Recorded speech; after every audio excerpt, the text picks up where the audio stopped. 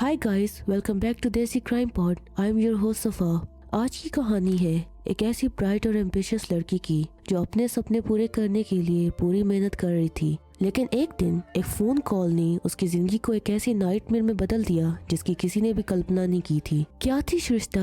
एक 19 साल की इंटेलिजेंट एंड हार्ड वर्किंग लड़की थी। उसका सपना था कि वो एक दिन पायलट बने। अपने इसी सपने को पूरा करने के लिए क्याथी ने SLC एग्जाम्स में टॉप किया, जिसकी वजह से उसके पेरेंट्स गोपाल और राधा सृष्टा का सर फख्र से बुलंद हो गया।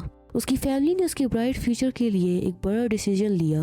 उन्होंने अपना घर छोड़ा और काठमांडू शिफ्ट हो गए, जहां उन्होंने उसका admission jubilee college and research centre में करवाया। वहां वो जिस घर में रेंट पे रह रहे थे, उसके ऑनर बीरेन प्रधान एक टीचर थे जो सृष्टा फैमिली के साथ काफी क्लोज हो गए। वो गोपाल और राधा के लिए एक रिलायबल फ्रेंड बन गए और क्याथी को ट्यूशन भी देने लगे। But guys, here's the twist. Biren जो एक हेल्पफुल टीचर दिखता था, उसका असली चेहरा कुछ और ही था।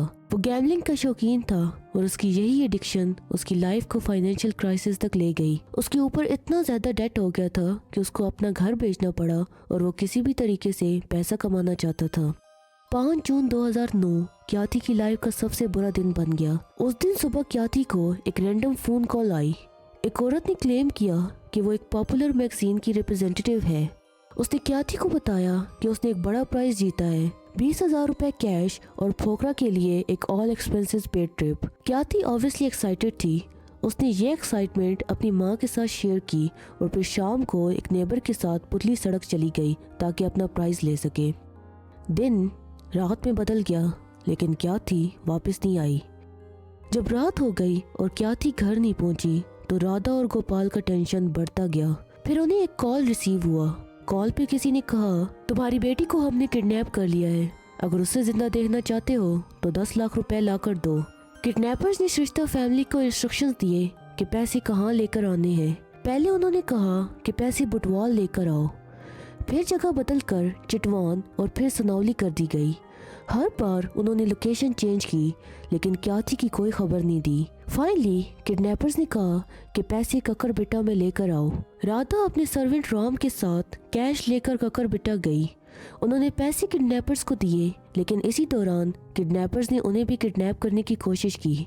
घर आने पे उन्हें उम्मीद थी कि किडनैपर्स क्याथी को अब छोड़ देंगे, लेकिन वो फिर भी वापस ना आई।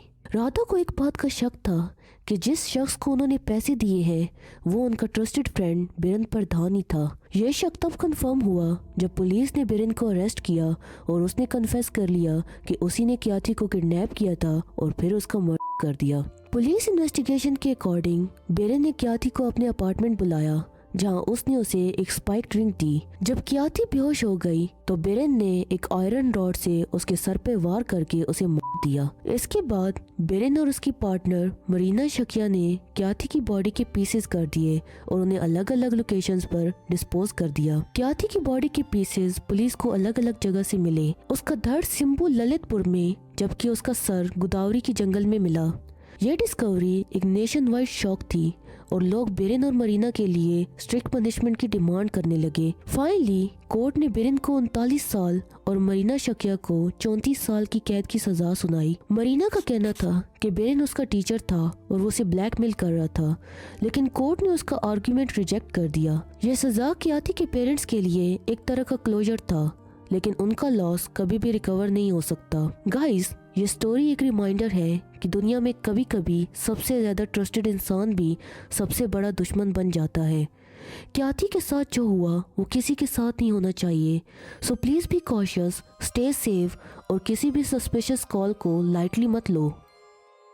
लेट मी नो आपको ये कहानी कैसी लगी और क्या बीरेन और मरीना की पनिशमेंट सफिशिएंट थी? Comment below and share your thoughts. Don't forget to like, share and subscribe for more real crime stories.